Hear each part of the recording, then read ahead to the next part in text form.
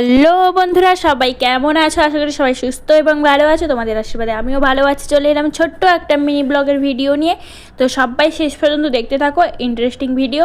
আর সবাই একটু like comment share করে দিও। যে বন্ধুরা নতুন এসছে অবশ্যই আমাকে একটু সাবস্ক্রাইব করে পাশে থেকো। তো দেখো, সকাল সকাল দেখছিলাম যে একটা গাড়ি এসে তো কুকুরগুলোকে ধরে নিয়ে যাচ্ছিল।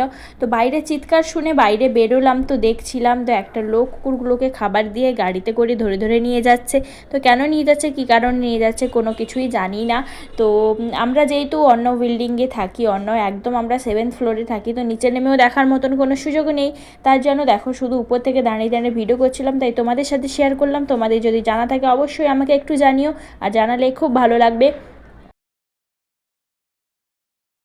বন্ধুরা, বাইরের ওয়েদারটা একটু দেখো। তো জানি না এখানে আওয়াজটা কতটা আসছে ভিডিওতে, তোমাদের একটু বাইরে বের হয়ে দেখাচ্ছি। তো স্লাইডিংটা লাগানো আছে বেলকনিতে, তো এই জন্য একটু এখানে ভালো করে দাঁড়িয়ে আছি। মুম্বাইতে এখন ওয়েদারটা ঠিক এরকম, সারাদিন প্রচণ্ড বাতাস ঝড়ের মতো না, সারাদিন বৃষ্টি লেগেই আছে। তারপরে দেখো বসে পড়েছি আমাদের জমানো ভান্ডার নিয়ে। আমি আর মাম্মাম আমার হাজব্যান্ডের কাছ থেকে পয়সা নিয়ে আমরা দুজন জমিয়েছি।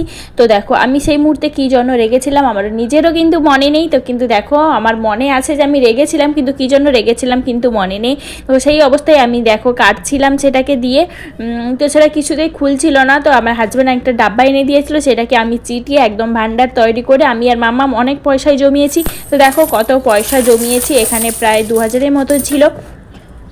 তারপরে দেখো মাম্মা মামি ভাগ করে নিয়েছি, বের করে নিয়েছি, আর কিছুটা সবগুলো রেখে দিয়েছি, যেহেতু বাড়ি যাব তার জন্য ভান্ডারটা ভাঙছিলাম। আর মাম্মামকে দেখো লালপরি সেজে একদম বসে রয়েছে। এই ড্রেসটাই নতুন এসছে মামামের জন্য। যারা হিসাব জানো না, হিসাবটা শিখে নাও। 5, 6, 8, 9, 10,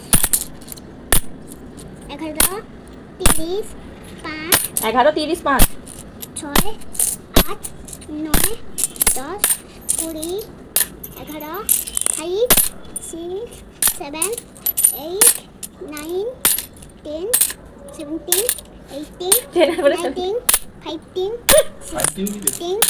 তো তারপরে দেখো একটু পেঁপে কেটে দিয়েছি মাম্মামকে, মাম্মাম পেঁপে খাচ্ছে, আমিও সাথে খাচ্ছিলাম। তো ওর পাপি ওখানে মেঝেতে শুয়েছিল। তো দেখো আমিও একটু খাচ্ছিলাম, মাম্মামও খাচ্ছিল, তাই ওকে একটু তোমাদের সাথে একটু শেয়ার করলাম। ও মা, কি করছো? ব্যাগ গোছাচ্ছি গো, মা বাড়ি যাব না। হ্যাঁ, এই জন্য করছো। কষ্ট শোনো মা। এটা নিয়ে যাবে হ্যাপিমটা? হ্যাঁ নিয়ে যাব। এই নাও ধরো।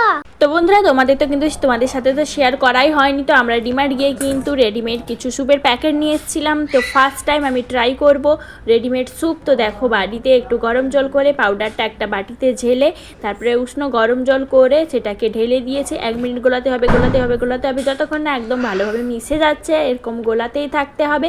তো দেখো গলিয়ে দেখো সেটাকে ভালো করে একদম মিশিয়ে এবার টেস্ট করার পালা। তো টেস্ট করে চলো বলছি তোমাদের কেমন স্বাদ।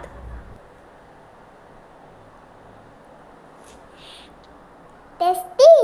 একদম বেকার ছিল, আমি ফার্স্ট টাইম এরকম রেডিমেড স্যুপ খেলাম, বেকার ছিল, স্বাদটা একদম টাকা বরবাদ হয়ে গেল।